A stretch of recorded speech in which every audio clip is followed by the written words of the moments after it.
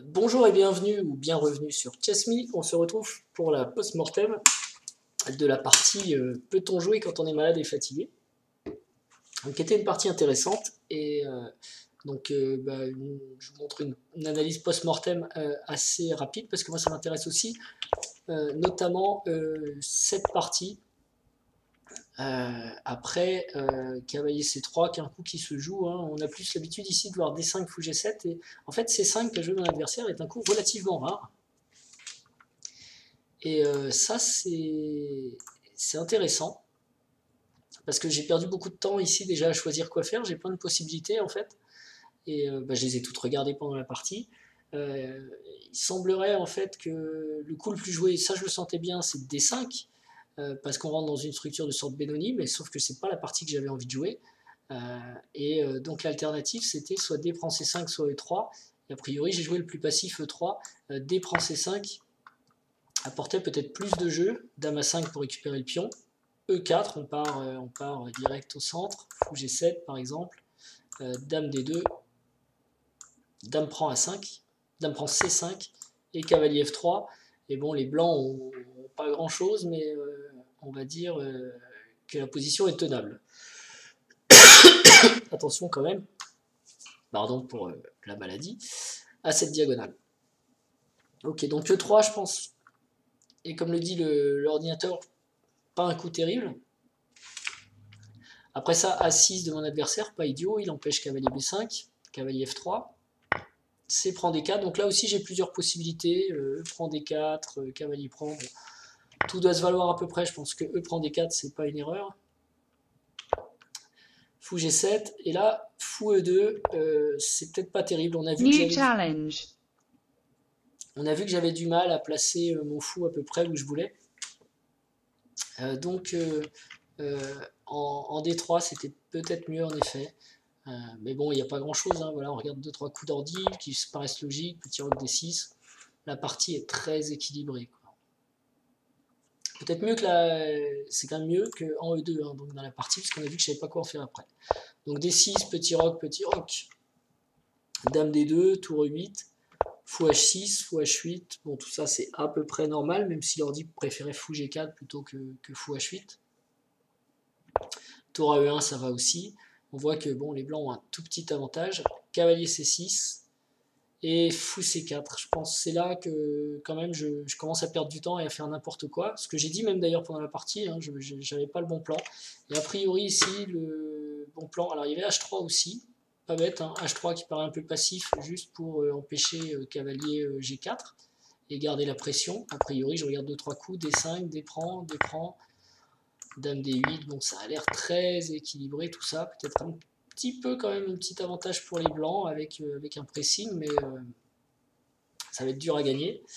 Et sinon, j'avais donc peut-être D5, voilà, oser pousser, oser ouvrir cette diagonale, parce qu'après cavalier E5, cavalier prend E5, D prend E5, ben cette fois je peux jouer mon fou en C4 par exemple, et même s'il y a B5 je peux reculer, et mes pièces sont un peu mieux placées que dans la partie, quoi, et ça c'est doublé. Bon, il faudra que je le reprenne ce pion, mais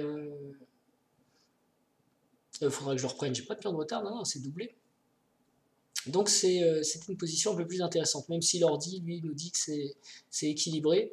Après fou C4, quand même je souffre. Il y a B5 que j'avais vu venir et j'avais prévu fou B3, mais finalement après cavalier A5, donner mon fou de case blanche, ça ne me plaisait pas.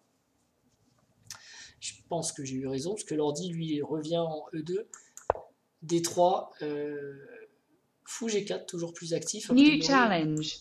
Donc fou B7, cavalier E4, cavalier G4, et C3, un coup passif. On l'a vu, on pouvait quand même essayer de contre-attaquer, puisque là on a une attaque sur ce fou. Cavalier ici, c'est toujours la même idée en fait, c'est d'essayer de doubler. Et s'il ne veut pas doubler, bah, il me laisse la paire de fous, donc ça va. Et après je recule avec fou E2. Mais vous voyez que c'est quand même les noirs qui vont jouer là, et on sent bien que les blancs ont plus de coordination. Donc bah oui, mais 1-0, moins 1-0-3, et ici il mettait coup douteux moins 1-0-2, finalement on est presque au même état. F5, ouais, ça F5, peut-être c'était un coup qui m'obligeait encore à reculer. Cavalier H6, ça peut pas être mauvais non plus. Dame prend H6, fou G7, Dame H3. Et H6 pour éviter toute attaque cavalier G5. Et là j'ai joué cavalier H4. Bah, c'est aussi une des suggestions de l'ordi, on vient de le voir, donc ça va, ça se passe. Cavalier H4, 5, D prend E5, ça c'est une erreur. Mais là par contre je me souviens, je commençais à manquer sévèrement de temps et à pas avoir le temps de calculer en fait les conséquences de D prend E5 ou D5. Donc l'autre coup c'était, alors il y avait deux autres coups en fait, il y avait F4 que l'ordi aime bien, mais j'en ai parlé pendant la partie, j'ai pas eu le temps de regarder, et il y a quand même ça qui est super embêtant. Et là il faut être un ordinateur pour être capable de calculer F5, pion prend cavalier, pion prend G6, attention il faut reprendre sinon il y a une tour qui saute. Ok, donc ça me laisse le temps de reprendre, et ensuite s'il vient prendre là, je vais avoir cavalier prend G6, et je peux peut-être essayer de jouer sur le roi très affaibli. C'est ce que j'appelle quand même une variante d'ordi, quand on est dans cette position que l'adversaire vient jouer E5, voire F4 avec toute cette variante, avec temps limité, c'était un peu difficile. Par contre, il y avait un autre coup plus facile à voir, c'était Dame G3, parce qu'on sent bien que la dame est mal placée en H3, qu'il y a toujours du fou C8 dans l'air, il faut qu'elle défende ce cavalier. Et en fait, Dame G3, c'est pas mal parce que ça tape sur ce pion, et si par hasard il fait pion prend, j'ai cavalier prend avec du contre-jeu ici. Et même une position a priori très avantageuse. Donc Dame G3 c'était pas mal, auquel cas il aurait fallu qu'il joue peut-être cavalier E7, et non pas prendre, parce qu'on a vu prendre c'était une erreur. Et ensuite je peux peut-être balancer F4 pour poursuivre l'attaque. C'est équilibré, mais c'est le meilleur coup. Et ça donc Dame G3 je ne l'ai pas vu. Et j'ai joué D prend E5, d'abord parce que j'étais, comme je dis, pressé, donc je me suis même dit j'ai que deux possibilités. En fait il y en avait d'autres, il y avait la contre-attaque, hein, en plus de la défense. Donc après cavalier prend E5 c'est chaud parce qu'il y a un fou en l'air, donc il faut le pousser. Cavalier C4 il y a un pion en l'air, donc il faut le pousser. Enfin faut le pousser. Je pouvais le donner, mais je risquais de perdre les deux pions après avec le fou, donc pas évident. Fou D3 presque forcé. Tour C8 bon coup. Et là avec peu de temps j'ai dit je suis perdu, il faut que je lance ma contre-attaque. J'ai lancé F4, qui est une gaffe. Encore une fois Dame G3 était jouable avec fou prend E4.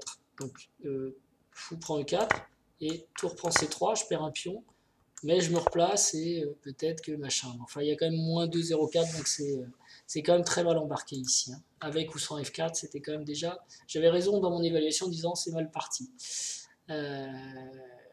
Alors ici, il prend pour aller chercher le pion, fou prend E4, fou prend E4. L'ordi propose tour prend E4, j'ai vaguement envisagé, mais encore une fois, une minute, pas trop le temps de calculer. Tour prend E4, fou prend E4, ça change pas la face du monde, hein, de toute façon. On va remettre une pièce en F3 et on a une évaluation à -3, donc on est encore une fois bien perdant. Donc à ce stade, la partie était vraiment perdue en fait. Ce qui était clair. Cavalier F3, D5, super coup. En plus, il joue des bons coups, donc ça va, c'est agréable. C'est pas une défaite comme quand on fait une gaffe, vous savez, dans une position gagnante. Là, l'adversaire, j'ai mollement joué, enfin j'ai perdu beaucoup de temps au début, donc ça, faut que j'évite. J'ai eu un plan très mou au milieu, mais c'est un peu parce que déjà je commençais à manquer un peu de temps. Je crois qu'il me restait 3 minutes quand je me posais des questions de temps, de plan avec mon fou. Donc il faut jouer plus vite le début, de sorte à avoir du temps quand il s'agit de trouver un bon plan. Et donc après, mon adversaire a bien joué. Comme j'ai eu un plan très mou, il a exploité tout de suite mes faiblesses, il était dynamique. Rien à dire. Pardon. Fou B1, presque obligé pour ne pas perdre le fou.